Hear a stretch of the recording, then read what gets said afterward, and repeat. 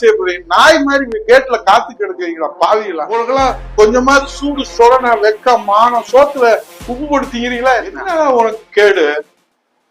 நீ வாடல வர்ற, நன்றி சொல்றேங்கிற, அப்புறம் ராஜினாமாங்கிற. நாங்க இத்தனை நாளா வாயை புத்திக்கிட்டு இருந்தோம்னா எங்களுக்கு எதுவும் தெரியாதுன்னு நினைக்கிறதா? சொத்து பத்து இருந்தா நீ எதை வேணாலும் செய்யலாமா? இது யார் கொடுத்தது? தொண்டருடைய உழைப்புல வந்தது. நியாயமான ராஜினாமா பண்ணிக்கல, உன் சொத்து பத்த பூரா கட்சிக்கு எழுதி கொடுத்து எங்க வேணாலும் போ, நாசமா போ, யார் வேணாலும் கேட்கல. எல்லாரும் வருவீங்க, அம்மாவை ஏமாத்தி பதவி வாங்குவீங்க, சொத்து சுகத்தை சேர்ப்பீங்க. எடப்பாடியாரை ஏமாத்தி பதவி வாங்குவீங்க, சொத்து சுகத்துக்கு சேர்ப்பீங்க, பாராட்டி பேசுவீங்க.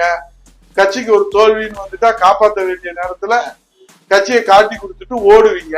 தொண்டர்கள் எல்லாம் இதை கை கட்டி வாய்ப்பொத்தி மௌனமா வேடிக்கை பார்க்கணுமா?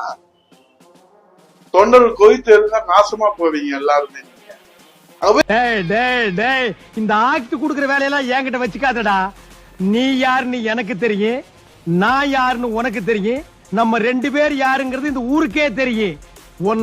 என்ன செய்ய போறீங்க? நாய் மாதிரி கேட்ல காத்து கிடக்குறீங்களா பாவிகளா? நீ கூட்டணிக்கே லாயக்கு இல்லாதவன், துரோகி, நன்றி விசுவாசம் இல்லாதவன். பாத்தியாரே, எனக்கு சந்தேகம். துரோகம், நன்றி விசுவாசம், இது ரெண்டுக்கு அர்த்தம் என்ன?